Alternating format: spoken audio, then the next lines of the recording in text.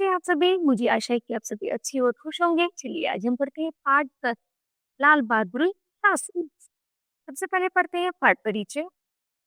प्रस्तुत पाठ में स्वतंत्र भारत के द्वितीय प्रधानमंत्री श्री लाल बहादुर शास्त्री जी की मेहनत, लगन और दृढ़ निश्चय का वर्णन करते हुए कठिन परिस्थितियों में न घबराने तथा परिश्रम और दृढ़ निश्चय बनने की प्रेरणा दी गई है। स्वतंत्र दिवस के अवसर पर कौन कौन सी सेनाएं द्वारा प्रेट निकाली जाती है, उनको आपको यहाँ पर लिखना है।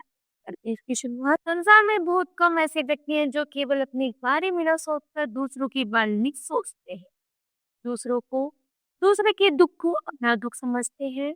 ऐसे ही व्यक्ति थे छोटे कद के, साधारण से दिखने वाले स्वतंत्र भारत के दूसरे प्रधानमंत्री श्री लाल बहादुर शास्त्री। इन्होंने देश की बागडोर संभालने में जिस समझदारी और दूरदर्शिता का परिचय दिया वह ऐतिहासिक है। इनका व्यक्तित्व बहुत ही सरल था, परंतु जहाँ देश की बात आती है वहाँ ये बड़ी ही मजबूती और दृढ़ता के साथ खड़े हो जाते थे। लाल बहादुर शास्त्री का जन्म उत्तर प्रदेश के रामनगर की एक साधारण परिवार में 2 अक्टूबर 1904 को हुआ था। इनके पिता शारदा प्रसाद एक विद्यालय में अध्यापक थे। शास्त्री जी की माँ सरल स्वभाव की महिला थी। उनमें सच्चाई, स्वाभिमान तथा देशभक्ति की भावना कूट कूट कर भरी हुई थी। शास्त्री जी के बचपन का नाम नन्हे था। बाल्यकाल में इन्हें कई कठिनाइयों का सामना करना पड़ा। जब शास्त्री जी केवल 1.5 वर्ष के थे तब इनके पिता का देहांत हो गया। इनकी परिवार पर मुसीबतों का पहाड़ टूट पड़ा, परंतु शास्त्री जी की माँ इतनी स्वाभिमानी थी कि उन्होंने किसी के आगे हाथ नहीं फैलाए। वे उन्हें लेकर अपने पिता के घर चली गई। नाना हजारी प्रसाद शास्त्री जी को खूब लाड़ प्यार करते थे, परंतु शायद किस्मत को ये भी मंजूर नहीं था। अभी शास्त्री जी 4 कदम चलना ही सीखे थे कि नाना ने भी इन्हें अपनी उंगली छुड़ा ली। शास्त्री जी का भविष्य फिर दोराहे पर आकर खड़ा हो गया। माँ की समझ में नहीं आ रहा था कि अब वे क्या करें। वे बहुत चिंतित थी कि किस प्रकार शास्त्री जी की आगे की पढ़ाई जारी रखें, वे उन्हें आत्मनिर्भर बना सके। काफी सोच विचार के बाद उन्होंने शास्त्री जी को उनकी मामा के घर बनारस पहुंचा दिया, परंतु इनकी किस्मत में यहाँ भी सुख नहीं था। इन्हें अपनी पढ़ाई पूरी करने के लिए आश्रम की जरूरत थी, लेकिन इनके लिए उन्हें मामा मामी के घर झाड़ू लगाना, कपड़े धोना आदि बहुत से काम करने पड़ते थे।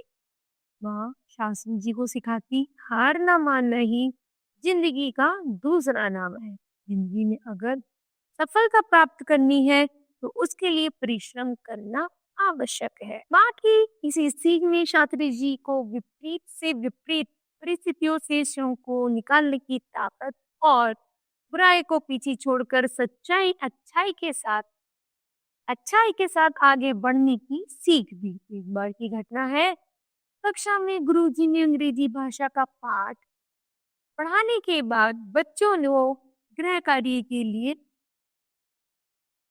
कार्य करने के लिए दिया और कहा, कल सभी विद्यार्थी अपनी अपनी रैपिड रीडर लेकर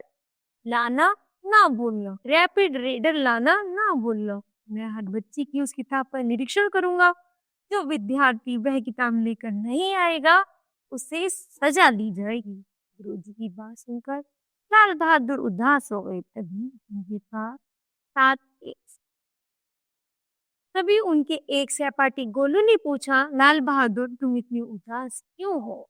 लाल बहादुर ने कहा, मेरे पास तो रैपिड रीडर नहीं है और न इतने पैसे हैं कि किताब खरीद सको।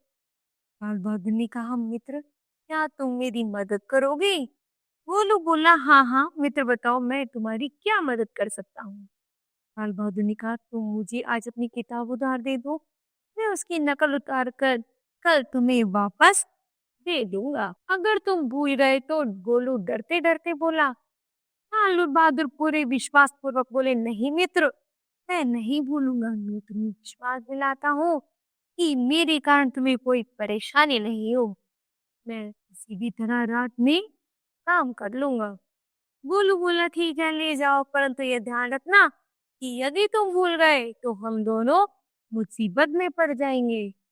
लाल बहादुर जब घर पहुंचे, मिट्टी का तेल खत्म हो गया था, जिसकी वजह से घर में लालटेन नहीं जल पाई थी। किंतु लाल बहादुर ने तो किताब की नकल उतारने के लिए मन में दृढ़ संकल्प कर लिया था। किसी भी तरह की बाधा को उन्होंने अपनी मार्ग की रुकावट नहीं बनने दिया। उन्होंने स्ट्रीट लाइट के नीचे साथ भर बैठकर पूरी किताब की नकल उतार दी। अगले दिन कक्षा में गुरुजी ने सभी विद्यार्थियों की किताबें देखना आरंभ किया।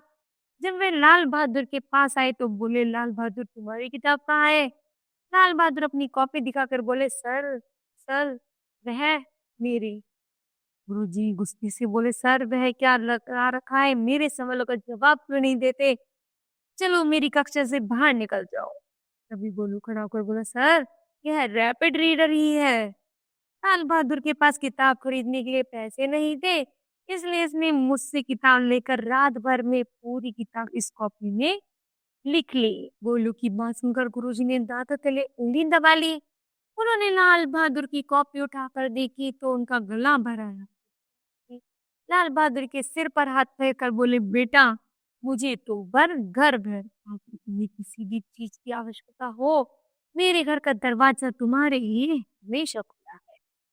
कभी संकोच मत करना, मुझे यकीन है कि तुम एक दिन बड़े होकर अवश्य अपने विद्यालय का नाम रोशन करोगे। तो लाल बहादुर बड़े हुए तो वे भी महात्मा गांधी के साथ गुलाम भारत माता को गुलाम की बेड़ियों से आजाद कराने के लिए स्वतंत्र संग्राम में कूद पड़े।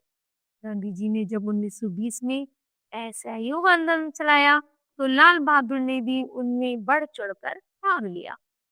शास्त्री जी सदैव देश हित और गरीबों के हित को सर्वोपरि रखते थे। वे लोग लालच और व्यक्तिगत स्वार्थ से बहुत ऊपर थे। शास्त्री जी ने प्रधानमंत्री के पद को सदैव देश की सेवा करने का एक अवसर माना। जब सन 1964 में देश की आर्थिक स्थिति बिगड़ रही थी और अनाज की कमी हो गई थी, तब शास्त्री जी ने सप्ताह में एक दिन अपने घर में खाना ना पकाने का आदेश दिया। बाद में अपने निवास के पीछे की जमीन पर संग ही हल चलाकर खेती करना शुरू कर दिया। उन्होंने राष्ट्रीय नाम संदेश में कहा कि अपनी आजादी की रक्षा और देश की सुरक्षा में आत्मनिर्भर होना जितना जरूरी है उतना ही जरूरी है कि हम खाद्यान्न के मामले में भी आत्मनिर्भर बने। जय जवान जय किसान का संदेश सारे राष्ट्र को शास्त्री जी ने ही दिया था। सन 1965 में जब पाकिस्तान ने भारत के विरुद्ध जंग का ऐलान कर दिया, उस समय शास्त्री जी ने देश का अभूतपूर्व नेतृत्व किया और आक्रमणकारी देश के दुस्साहस का मुंह तोड़ जवाब देकर देश को एक नई ऊर्जा से भर दिया। शास्त्री जी ने गांधी जी के जीवन मूल्यों को अपने जीवन में उतारा और देशवासियों के अंदर इस आत्मविश्वास को भर दिया कि एक साधारण आदमी भी अपनी ईमानदारी, मेहनत और लगन के बल पर असाधारण ऊंचाइयों को छू सकता है। 11 जनवरी 1966 को शास्त्री जी का देहांत हो गया। उनकी महान व्यक्तित्व के कारण उन्हें देश के सबसे बड़े सम्मान भारत रत्न से सम्मानित किया गया। आज शास्त्री जी हमारे बीच नहीं है, पर वे हमें सिखा गए हैं कि इंसान हर उस काम को कर सकता है जिसे वह दिल और दिमाग से सचमुच करना चाहता है। बताओ बच्चों, आज आपने क्या सीखा? तो हमने सीखा कि हमें स्वावलंबी होना चाहिए और दूरदर्शिता का प्रमाण मतलब दूरदर्शी होना चाहिए, दूर की सोचने वाला। ठीक है बच्चों, तो मुझे आशा है यह पाठ आपको समझ आया होगा। धन्यवाद।